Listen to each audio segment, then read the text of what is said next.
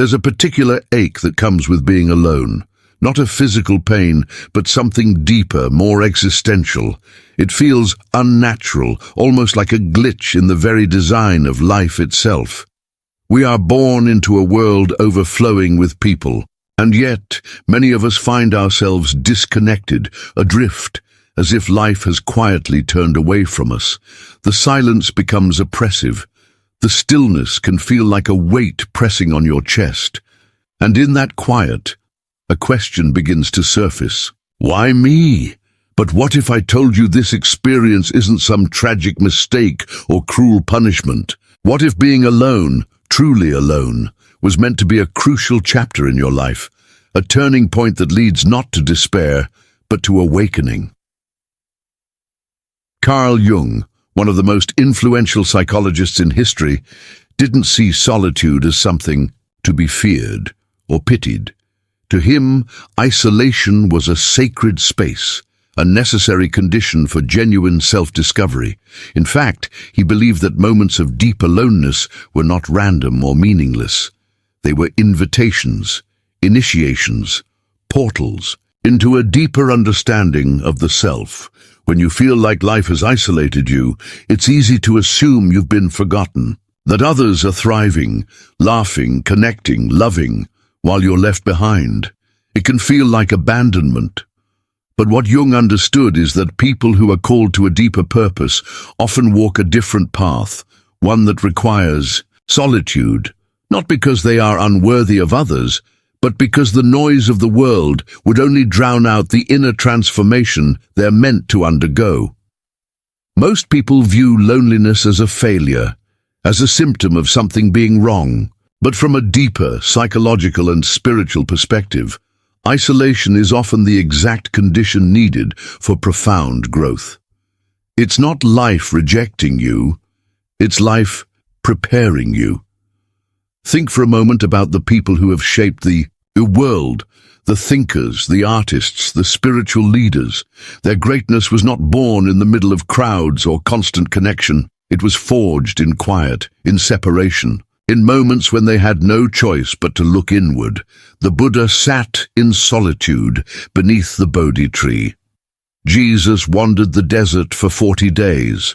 Jung himself retreated into deep reflection, documenting his inner experiences in the famous Red Book, a journal of spiritual and psychological awakening. These were not passive retreats, they were deliberate confrontations with the self. Why is this necessary? Because transformation rarely happens in comfort. You don't evolve when you're surrounded by distractions. True change occurs in silence, in discomfort, in the confrontation between who you think you are and who you truly are beneath the layers. If you find yourself in a season of isolation, consider this. Perhaps you're being prepared. Prepared for something that can only be discovered in the absence of noise, something powerful and uniquely yours. But here's the truth. Most people won't make it through. They won't endure the loneliness long enough to uncover its purpose. Instead, they interpret it as rejection. They spiral into despair, convinced they are unwanted, unworthy, unloved. And this illusion is the real danger of isolation. The loneliness is not what breaks people. It's the belief that it will last forever, that there is no meaning in it. But Jung would argue that this is the greatest misunderstanding of all. Solitude is not a curse. It's a mirror, and within that mirror lies your truest reflection, if only you are brave enough to look. When the distractions fade, the social media feeds, the casual conversations, the constant motion, you are left face to face with yourself. Your mind grows louder. Thoughts that have long been buried begin to rise. Insecurities you've ignored become deafening. Regrets you've suppressed bubble up like ghosts. It can feel like drowning in your own mind. This is where most people try to escape. They run back to distractions, reach for their phones, dive into new relationships, surround themselves with noise. But those who remain, who stay in that silence and face what they've been avoiding, they begin a journey Jung called individuation. Individuation is the process of becoming fully yourself, not the version of you that was shaped by expectations, by culture, by family, but the raw, authentic self buried underneath it all. It's not a comfortable process. In fact, it can be agonizing, but it is necessary. Most people live as fragments. Their identities are borrowed, shaped by what others want, by who society says they should be. But in solitude, those influences fall away. What remains is the unfiltered you, and that is both terrifying and liberating. The reason solitude can be so painful is because it forces you to confront the truth. Maybe the life you've built isn't really yours. Maybe the person you've been isn't your real self, and without the external noise, your subconscious begins to whisper, then shout, and finally demand your attention. But again, this is not punishment, it's purification. The pain is not senseless, it's sacred. It burns away illusion, it clears the fog, it strips away everything that is not truly you. And in its place, something new begins to emerge. Still, many people reject this process. Instead of seeing solitude as an opportunity, they see it as a failure. They convince themselves they've been left behind. They feel cursed. They fall into bitterness. They waste this rare opportunity by trying to escape it rather than listening to what it's trying to reveal. But Jung had a warning for those who cling to suffering. Don't identify with it. Don't build your identity around pain. Yes, pain is a teacher, but it's not meant to be your home.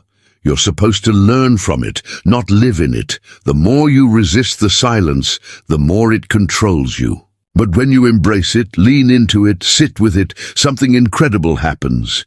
You start to hear your true voice beneath all the noise. The ones who emerge from solitude changed, stronger, wiser, more self-aware, are not the ones who fought it. They are the ones who surrendered to it, who used the time to reflect, to unlearn, and to remember who they were before the world told them who to be. And this is why isolation, though it feels like emptiness, is in truth a sacred threshold. A passage, a trial by fire. Not everyone will cross it, but those who do will never be the same. When you are finally alone, truly and undeniably alone, you enter a kind of psychological wilderness. There are no signposts, no familiar distractions, no one clapping for your efforts or offering you a map. You are left with only yourself. And this, while terrifying, is exactly the point. Solitude strips away the noise of the world, so you can hear what has always been speaking inside you, your true self. It is the only space where you can begin to ask the questions that matter. Who am I, beyond the roles I play? What do I believe, apart from what I've been taught? What do I want, not just for survival, but for meaning? Carl Jung believed that the unconscious mind, the hidden reservoir of our desires, fears, instincts, and forgotten truths, becomes more accessible when we are removed from external influence. In the quiet, the unconscious speaks more clearly, not in words but in feelings, dreams, memories, and sudden insights that seem to rise from nowhere. These are not random, they are messages, clues from your deeper self. In society, we're often encouraged to keep moving, to stay busy, to avoid the discomfort of stillness. But true transformation requires that you stop, you pause, you feel, and you listen, even when what you hear scares you. This is the alchemy of solitude, the slow, mysterious process of turning silence into selfhood. It's not immediate. It doesn't happen in a single epiphany. It unfolds gradually, like a seed pushing through the soil. First there is darkness, then pressure, then something stirs, something begins to grow, but it requires your cooperation. If you fight the solitude, if you numb it or run from it, the transformation cannot happen.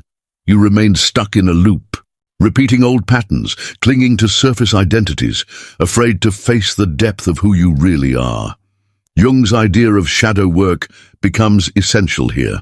The shadow is everything we've pushed away about ourselves, traits we dislike, emotions we suppress, truths we pretend not to know.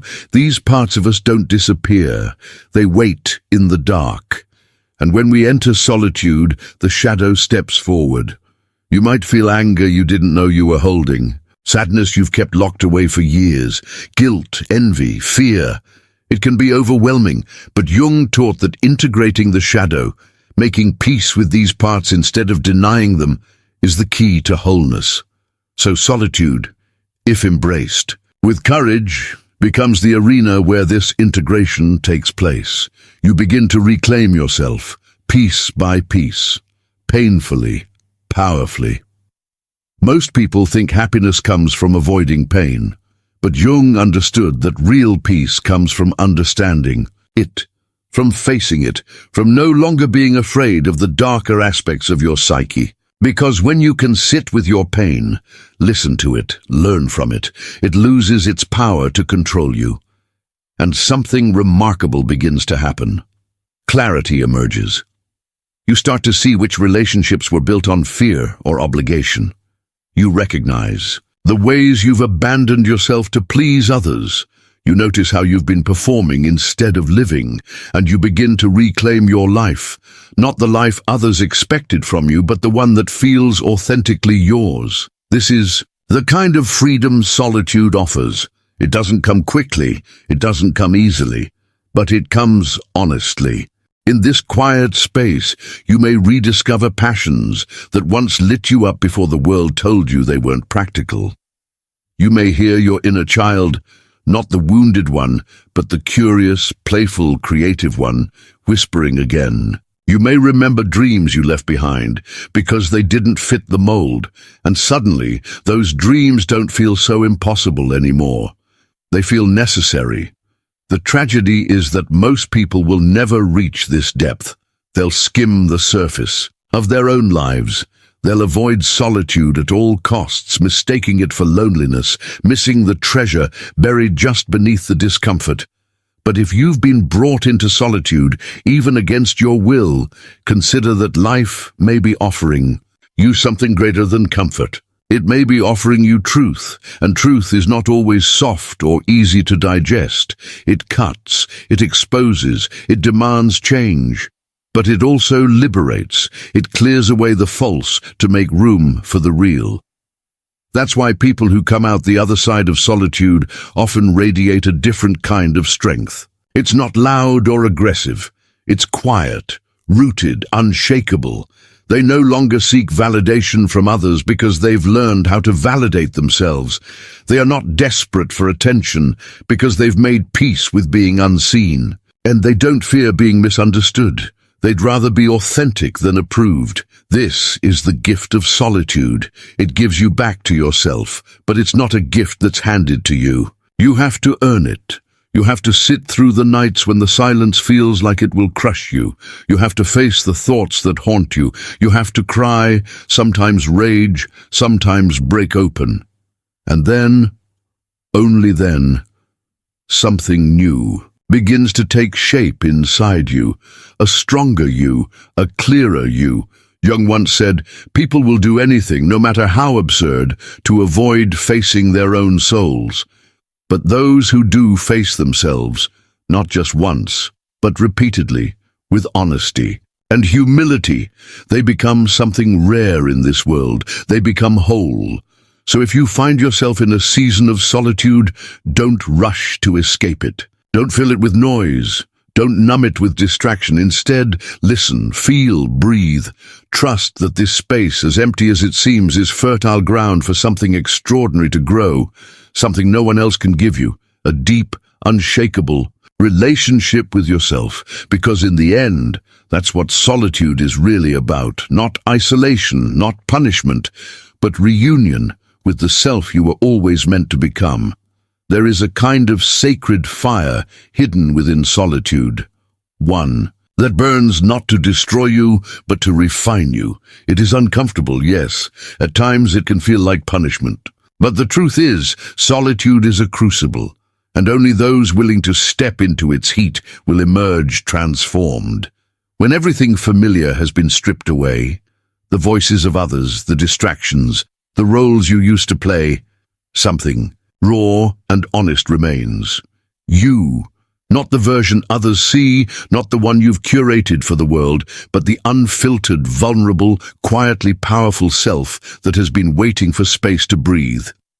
Jung saw this kind of experience not as a detour from life, but as the very heart of it. He believed that life itself pushes us again and again into encounters with our unconscious mind, that vast inner world filled with dreams, fears, instincts, and forgotten truths. But the door to that world rarely opens in noise.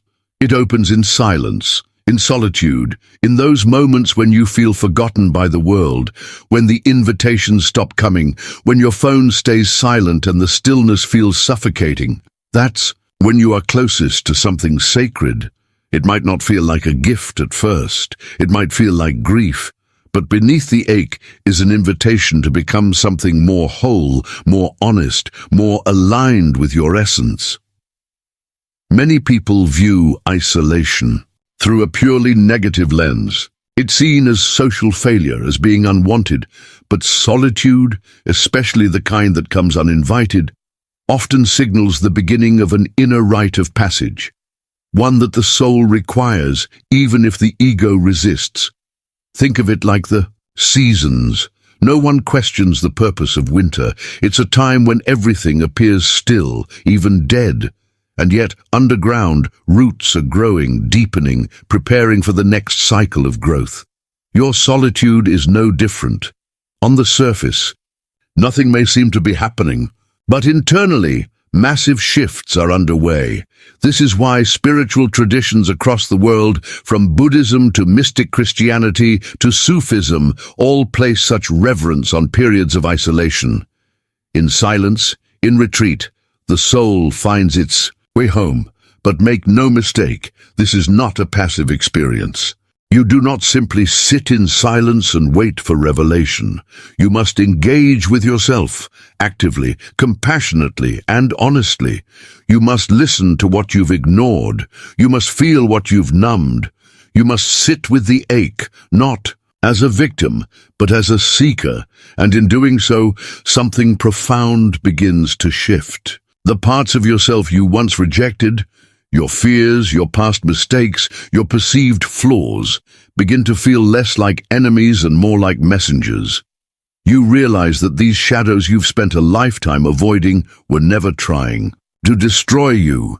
They were trying to guide you back to your wholeness. This is the essence of Jung's concept of individuation, the process of integrating all the parts of yourself, including the ones you've pushed away. The goal is not perfection, but unity. To become a fully formed individual is to stand in your contradictions, your light and your shadow, and say, "This is me, entire, undivided." And that kind of self-acceptance rarely happens in the company of others. It requires solitude. It requires discomfort. It requires fire. We live in a culture that tells us to avoid discomfort at all costs, that pain is a sign something is wrong, and that healing must be quick, clean, and painless. But real healing, the kind that reshapes your soul, is messy. It's full of grief and rage and unexpected beauty. It cannot be rushed. It must be honored, and that's what solitude teaches you if you let it. Patience, presence, depth. In solitude, time slows down.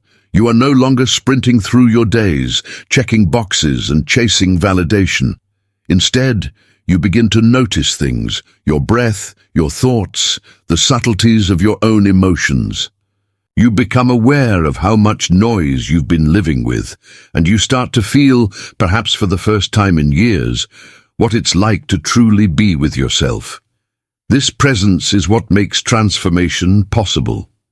It's in this quiet space that you begin to forgive, not just others, but yourself. You start to let go of the stories that have kept you stuck. I'm not enough. I'm too broken. No one will ever understand me. These narratives lose their grip when You sit with them long enough to see through them. You also begin to dream again, not just of achievements, but of meaning. You ask bigger questions. What does a meaningful life look like for me? What kind of presence do I want to bring into the world? Who am I when no one is watching? And in answering these questions, you begin to rewrite the script of your life. Not based on expectations, but on truth, your truth. Solitude gives you that chance to come home to yourself, to remember what matters, to realign with what feels real, not just what looks good. But make no mistake, this is sacred work, and it's not for the faint of heart. That's why not everyone embraces it. Many will spend their whole lives running from themselves, from the silence, from the pain that lives just beneath the surface. They'll fill their time with noise, their hearts with half connections, their minds with distraction. But the ones who stop running, who sit down in the fire and let it do its work, they become something rare. They become grounded, rooted, free. They're not perfect. They still feel pain. They still long for connection, but they carry something others don't. A deep inner stability, born not from avoiding life's hardships, but from walking through them with open eyes and a willing heart. This is the alchemy of solitude. Not a punishment, but a passage, a stripping away of the false, a refinement of the soul. And once you've passed through it, you carry the wisdom of fire. You become a lighthouse, steady, silent, and unmistakably alive. There comes a moment, often subtle, rarely loud, when the season of solitude begins to shift. You may not notice it at first. There's no thunderclap, no angel whispering. You've completed your inner work, but you feel it. Quietly, something has changed inside you. The silence that once felt suffocating now feels sacred. The loneliness that used to ache now feels like peace. You've made it through the fire. But what happens next? Many people assume that once you've faced yourself in solitude, you simply return to the world as before, back to routines, to relationships, to the life you left behind. But the truth is, you don't return as the same person, and the world doesn't greet you in the same way. You've been changed. And now, the real test begins, integrating your inner transformation into the external world. Carl Jung understood this phase well. He believed that individuation, the deep psychological process of becoming your whole, authentic self, wasn't complete until you brought your truth back into the world. Transformation that stays locked inside the mind or heart isn't transformation at all. It must be lived, and this is no easy task.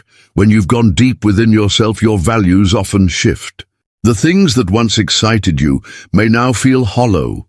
Relationships you once clung to may now feel misaligned.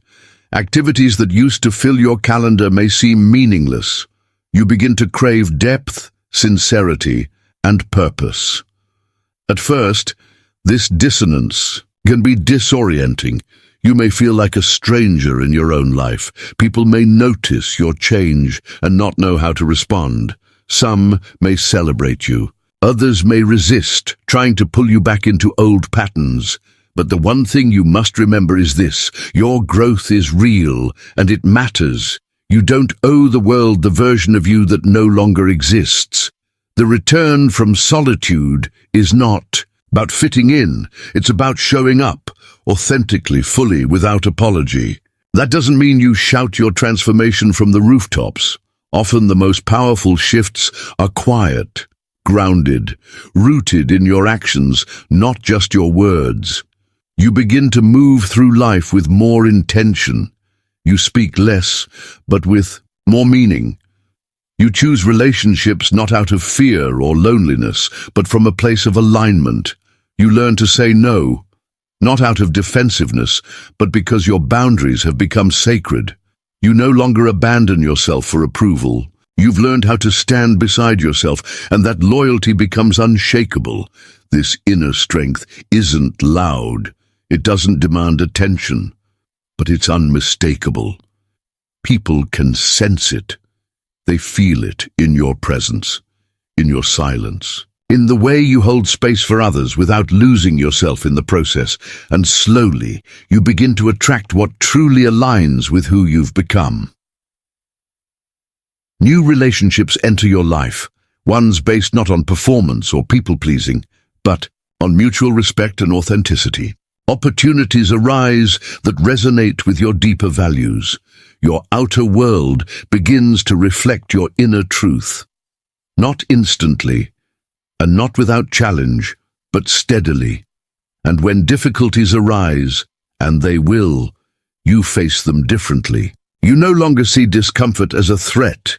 You've sat with your shadow, you've befriended your solitude, you know how to return to yourself. That's your power. In many ways, solitude teaches you how to be your own home. And when you carry that kind of inner rootedness, the world can't shake you in the same way. Rejection stings less. Failure feels more like feedback than condemnation. Silence doesn't scare you anymore. You've learned how to speak to yourself in it, but perhaps the most beautiful part of returning from solitude is that you now carry something others desperately need: presence. In a world addicted to noise, speed and superficial connection, a person who has been shaped by solitude brings a rare kind of calm.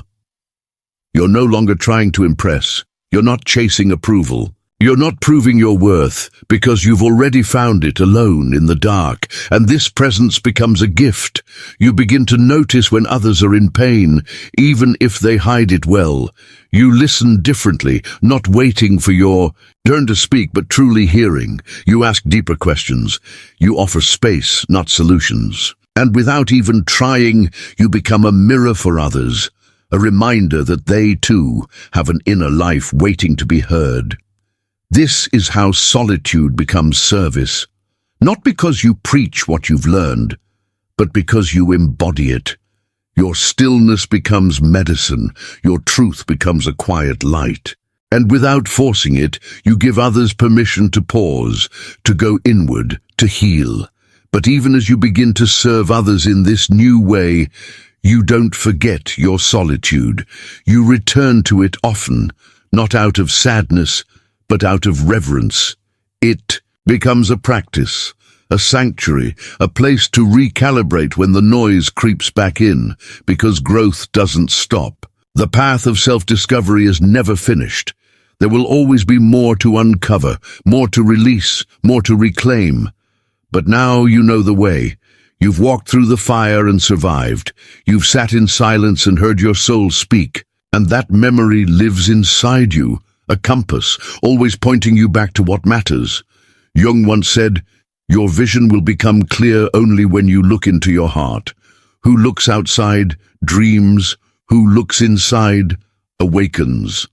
And now you are awake, not in the dramatic, flashy way the world romanticizes, but in a steady, grounded way. You know what peace feels like because you've earned it. You know what self-respect tastes like because you've built it. And you know that you can stand alone, not because you have to, but because you've learned how to. And so you walk through the world differently, not separate from it, but not consumed by it either. You carry your solitude with you, not as a wound, but as a source of wisdom. You belong to yourself now, and from that place everything changes. Because the real gift of solitude isn't escape, it's embodiment. It's the realization that you were never broken, never behind, never forgotten. You were simply being carved into something deeper. Now, you are ready. Not to go back to who you were, but to move forward as who you've become.